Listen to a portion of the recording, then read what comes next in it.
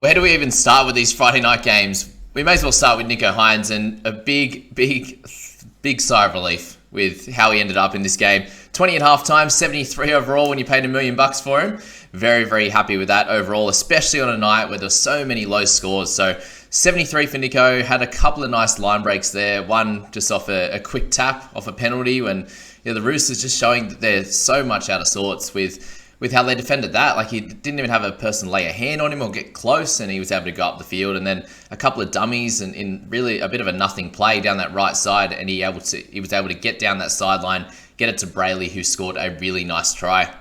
Almost saved by Walker, but just wasn't there. So Heinze and owners of him, very well done in that one. But overall, as I said, this was a super low-scoring couple of games, and Roosters continue to play really poorly. The best thing about them is that they have some slightly weaker opponents than what they've been facing the next sort of month, which is great. And that's the big reason why, personally, I brought Teddy in. He didn't score amazingly well in this game, but that was part of the reason, and you would have hoped that the Roosters would get better. They are getting a couple of troops back, obviously, with Crichton and Tupanua. I think that does actually shore them up on that edges and helps them defensively, but also gives them a nice target in attack as well. Nat's been solid. Egan's done all right. Like, he ran a nice line last night, and also the game before was pretty solid as well, scoring-wise in fantasy. But the Roosters need to sort this out, and the next few weeks with all their troops back, especially having Teddy and Manu on the park at the same time, they all do seem to be getting in the way of each other. And just some of the simple errors, like Smithy coming out of dummy half, just a few errors there, a few random forward passes, and drop balls randomly as well, which we'll talk about with Tommy Trbojevic in that game as well. But Roosters haven't been great. This whole game wasn't great. Same with that second one, apart from a couple of standout players that kind of made the game actually all right. But yeah, that's the general synopsis on this first game here. Brayley scored really well, as we said, also got a nice try assist and that long-range try. Nakora there, we had a cracker as well, 61, averaging 58 for the year now, so much higher than previous years at this time. Seems to be getting through his work whilst also scoring tries on the back of it. Egan Butcher, as we said, 56 in this one. It was the two guys that we got rid of earlier in the year that seemed to be killing it in this one. Obviously, came back to earth a little bit, but Smithy and Butcher, who we traded out a while ago now, were doing really well. And guys like Teddy, Manu, Suoli'i, all these guys having absolute shockers. So that's that. It's always the way it plays out, isn't it?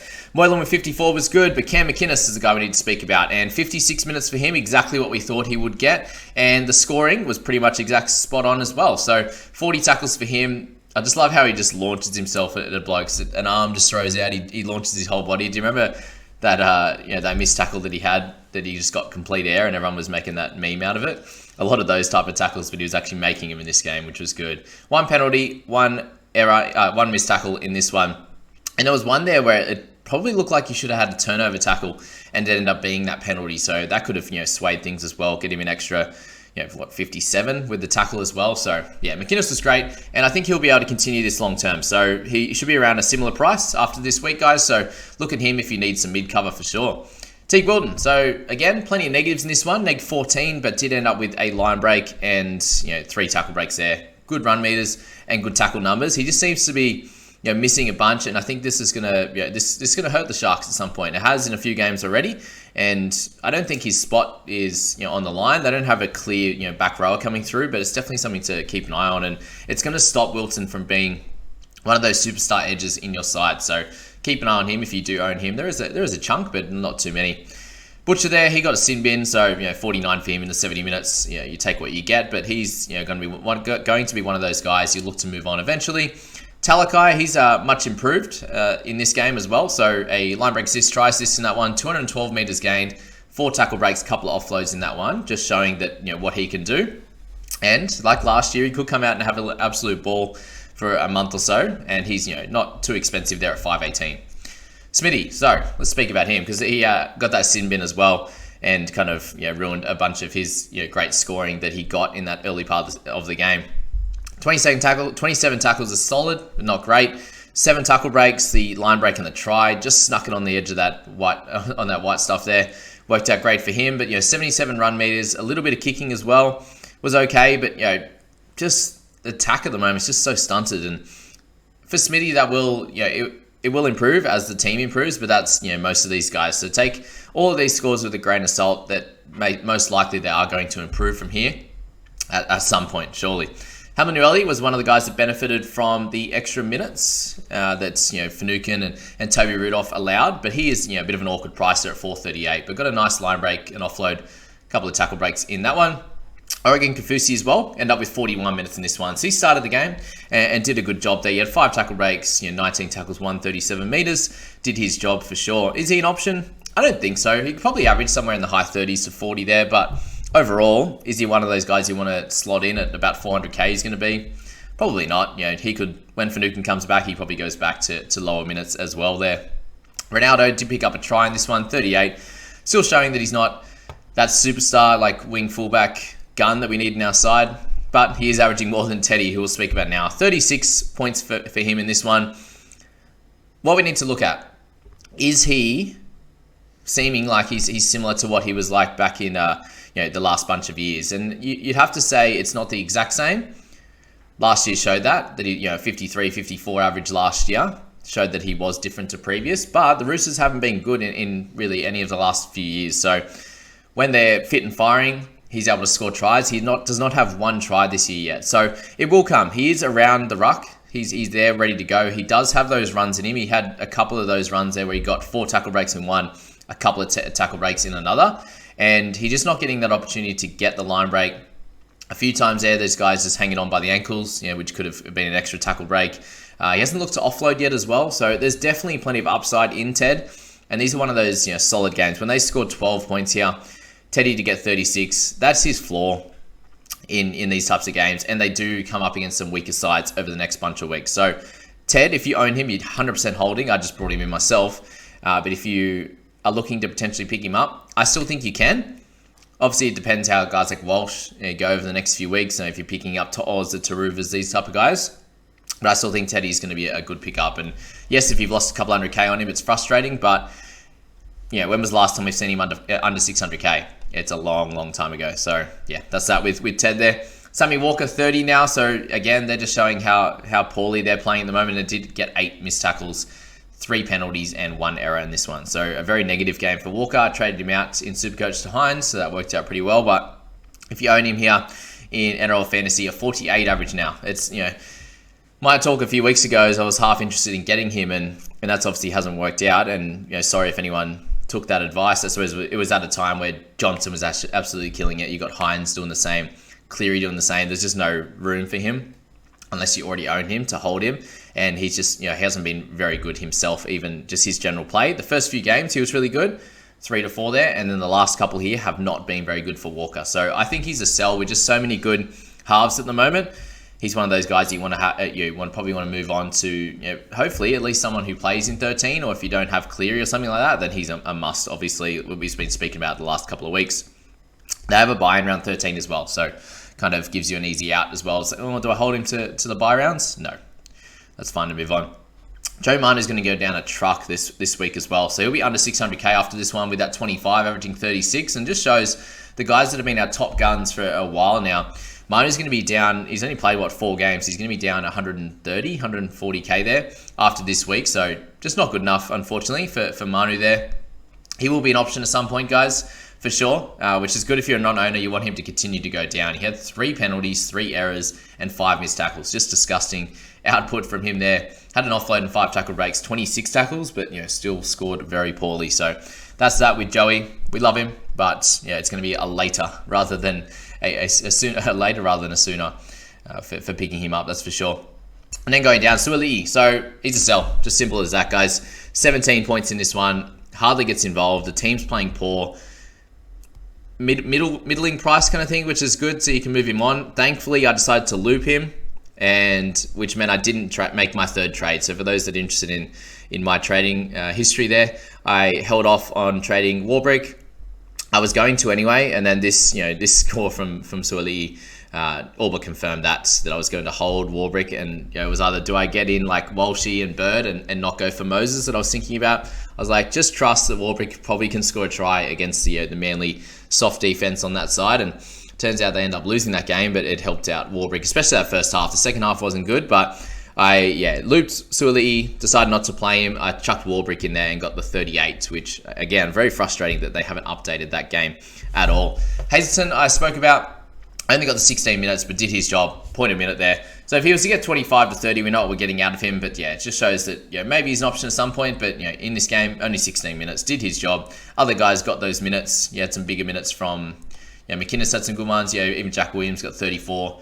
And Hamlin Ueli and Kafusi got those 40 plus minutes there. So that was that in that one. So let's move on to the second game of the night there with Manly and Storm. And it was a very interesting one of that with really the top couple of scores. We have a 97, then we have a 53, and no one over 50. So with guys like Grant in this game, very, very upsetting. But this is what we say. DCE, averaging 65.7 now. And those that were moving him on the last, this week, last week, absolutely just got absolutely trounced. With 97 in this one, just did absolutely everything. Obviously with Garrick out, he kicked goals as well, which won't happen. So take away that 10 points and he's an 87 guy. But 3 forced dropouts, couple of turnover tackles. He ran the ball well. He kicked for 500 meters, 19 tackles, 0 misses. Yes, it's a perfect game, but this is what he does. If you look at his scoring, he go 40, 50, 97, 50, 86. He's that type of player. He just goes absolutely nuts, especially if the Manly boys happen to get a good win like they did last night. He's one of those players that goes crazy. And if you did trade him up to Hines, still like a solid trade because Hines did well, but you miss out on 25 points in that one, and that's it. So, the other thing, as I said, just they haven't updated this game again. What have they got against the Storm play? The Storm guys at the moment. Usually everyone says Storm get preferential treatment.